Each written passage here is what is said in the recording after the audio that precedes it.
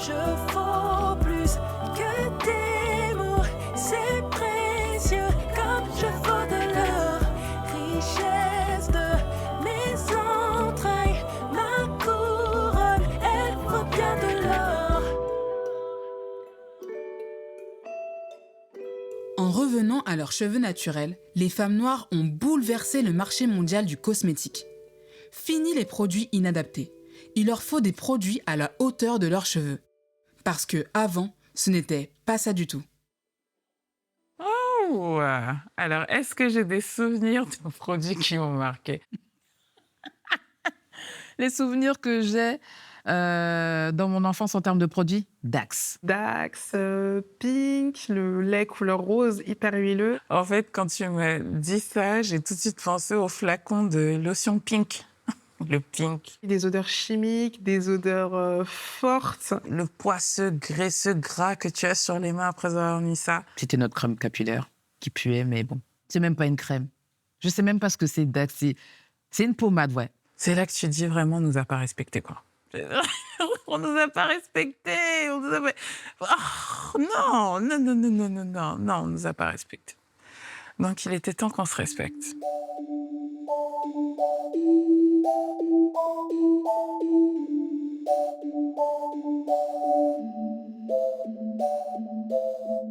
Depuis, elles sont devenues des expertes en la matière. Et notamment grâce aux youtubeuses qui ont popularisé les soins capillaires faits maison. Il y avait quelques petites recettes qu'on faisait à la maison en mélangeant un peu de karité, des poudres indiennes, etc. Et je voulais montrer qu'on pouvait prendre soin de nos cheveux avec des ingrédients qu'on peut trouver ici ou sur le continent africain ou en Guadeloupe, etc. De voir qu'avec 2-3 ingrédients qu'on peut avoir dans la cuisine, on peut faire une recette exceptionnelle pour entretenir nos cheveux. Ça a beaucoup, beaucoup de succès. Tous ces tutoriaux, ils ont permis la transmission du savoir afro. C'est des dominos, en fait. Il y a le mouvement Napi, nanana, qui dit au monde, moi, je suis pas d'accord, je ne veux plus utiliser ces crèmes, ces produits qui sont nocifs, je suis très fière de mes cheveux. Du coup, je vais essayer quelque chose. Du coup, tu commences à faire ça, cette espèce de vieux pot de beurre de karité que tout le monde a au fin fond de la salle de bain, le pot comme ça qui traîne. Tu sais pas trop à quoi il sert. Et après, tu comprends, quand tu commences à faire tes crèmes fouettées, que le beurre de karité, c'est un produit de luxe. Et qu'on a un peu méprisé ça dans les salles de bain pour du pink, parce que c'était plus fashionable. Donc, c'est tout de suite à prendre notre beurre de karité, à faire nos crèmes fouettées, à mettre un peu de parfum, à rajouter de l'huile de carapate, de machin, de trucs dedans, pour en faire un produit à la recherche de ça. Et du coup, de ça est né de l'entrepreneuriat aussi. La marque Carol's Daughter, créée par Lisa Price, est la première marque du mouvement Napi à proposer des produits de soins capillaires. Carol's Daughter is a hair care brand that started in my kitchen in 1993. And it started out as body care initially. I was making moisturizers for your skin. And through selling at craft markets and fairs and expos and things like that in Brooklyn, I would meet my customers and they loved what I was making for body, but they were looking for products for their hair. The company was one that grew slowly and organically with me making and selling out of my home for 6 years before I ever opened a store. And my husband always says that it moved through the Sister Girl network because it was always one woman telling another woman about what, oh, what are you using on your hair? Oh, girl, your hair looks good.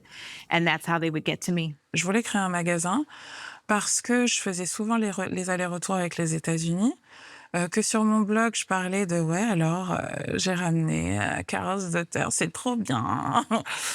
Et en fait, mes lectrices me disaient, mais on veut ça. On veut avoir accès à ces produits. Et en fait, quand j'en ai parlé autour de moi, on m'a dit, mais crée une boutique en ligne. À l'époque, c'était les tout débuts du e-commerce. Mais je l'ai fait. Je l'ai fait et ça a très bien marché. La première année, 10 000 clients, 100 000 euros de chiffre d'affaires, 150 000 euros de chiffre d'affaires. Enfin, c'est de la folie. Au Secret de Loli, aujourd'hui, en 2023, c'est 25 millions d'euros de chiffre d'affaires. Ma marque, elle existe depuis 2009. J'ai été la première marque de cosmétiques naturels entièrement fabriquée à la main.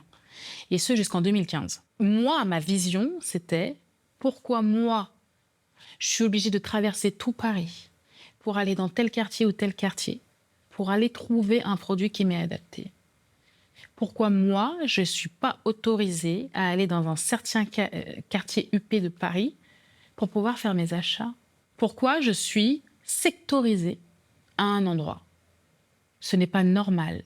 Pourquoi n'importe quelle personne de la population qui tombe en rate de shampoing, on est samedi, j'ai plus de shampoing, je descends et dans un périmètre de 10 minutes, en tant que caucasien normal, je peux aller chez l'épicier du coin, je peux aller au supermarché, je peux aller dans un magasin spécialisé environ à 10-15 minutes de chez moi. Et moi, femme noire afrodescendante qui vit à Amiens, je suis obligée d'attendre 3 jours une commande et de repousser le jour de mon shampoing. C'est une injustice qui est quasiment sociale. En 2014, la femme afro-française aurait consacré 216 € à l'achat de produits capillaires. Christine a compris que ce marché est un marché à opportunité. Alors elle a carrément laissé son travail d'infirmière pour créer Brown Icon, le premier cabinet d'hydratation de France. Et Gautiana a testé ce soin. Alors du coup, je commence avec nos produits hydratants. Je commence à appliquer toujours du cuir chevelu jusqu'aux longueurs parce que c'est le cuir chevelu qu'on hydrate. Et le problème, c'est que le cuir chevelu, si tu mets rien dessus, il va s'assécher. Donc pour éviter ça, toujours appliquer le produit hydratant sur le cuir chevelu. C'est le prolongement de notre peau, de notre visage en fait. Le soir, tu dors avec quelque chose en satin? Ouais, je mets un bonnet. Ok, super, parfait. On va passer à la dernière phase, la phase de chaleur.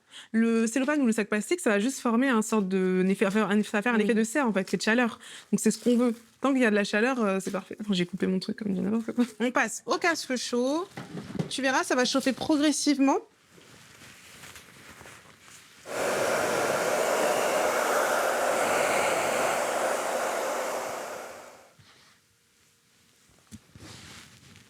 Je vais te laisser toucher les cheveux après pour que tu puisses bien voir le film hydratant.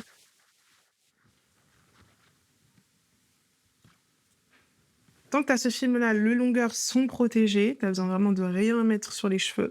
Et pareil sur ton cuir chevelu, mais de base, il était très bien ton cuir chevelu. Tu n'as pas un cuir chevelu à sécher, donc... Avec le bouleversement social et économique provoqué par le mouvement Napi, même les industriels qui ne comptaient pas les femmes noires parmi leurs cibles se sont mis à les observer. Les marchés de grande distribution et de department store qui ont snobé, boudé, méprisé, ignoré ce consommateur. C'est pas les produits justes. Les produits, ils ne le connaissaient pas. C'est le consommateur. Maintenant, sur tout ce qui est cosmétique, à cause du chiffre que notre communauté peut générer, on parle en milliards et en millions et en millions et en milliards par an, ils veulent nous attirer. Par contre, ils sont pas très très bons. Déjà, ils connaissent pas les communautés, ils connaissent pas les produits, donc ils disent « Ah, si tu fais du bruit, tu dois être un produit bien, on va te prendre chez nous parce que tu as énormément de visibilité. » L'année dernière, je suis partie en grande surface. Je vais faire mes courses et tout. Et là, je tombe sur Shea Moisture à Carrefour. J'ai pleuré. J'ai pleuré. Pas des larmes de tristesse, mais des larmes de joie. Je voulais que nous soyons considérés comme des consommatrices lambda. Et d'un point de vue aussi naturalité, je peux objectivement dire que les femmes noires dans le monde et le mouvement Napi dans le monde, pas seulement en France, a largement contribué à l'avènement de la cosmétique bio. Si ce n'était pas nous, il n'y aurait pas Aromazone, il n'y aurait pas... Ils n'auraient pas, en fait, le socle business qui fait qu'aujourd'hui, on considère que c'est un marché. Si pour les produits, le choix est vaste, pour les salons de coiffure, c'est encore compliqué. Selon le CRAN, 20% de la population française est afro-descendante. Pourtant, en Île-de-France, seulement 200 salons sont spécialisés, alors que pour couvrir le besoin réel de la région, il en faudrait 2500. Non seulement il y a peu de salons où les femmes noires peuvent se rendre, mais en plus, le peu de fois où leurs cheveux étaient entre les mains d'un coiffeur, comment vous dire ? Est-ce que j'ai vécu une seule mauvaise expérience avec un coiffeur? T'es gentil. Je rentre dans un salon de coiffure et généralement, ce qui va se passer, c'est que on regarde mes cheveux, on se dit non, ça va pas être possible.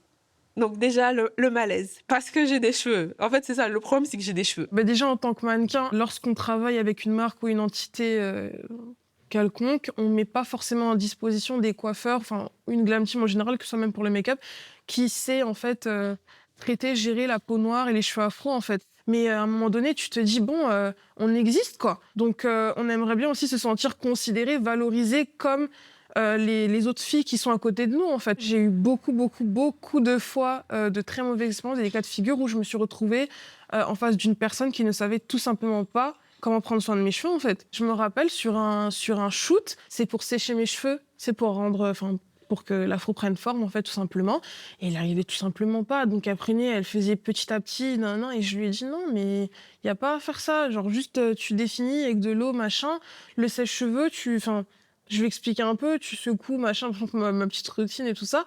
Et ça y est, et puis elle me faisait des remarques en mode « Ah, c'est magique, c'est tout doux ». J'étais en mode « Les cheveux afro, ils ont besoin déjà qu'on les manipule avec douceur. Mais en fait, le cheveu afro, il a été beaucoup bafoué, banalisé. Ah, c'est un cheveu afro.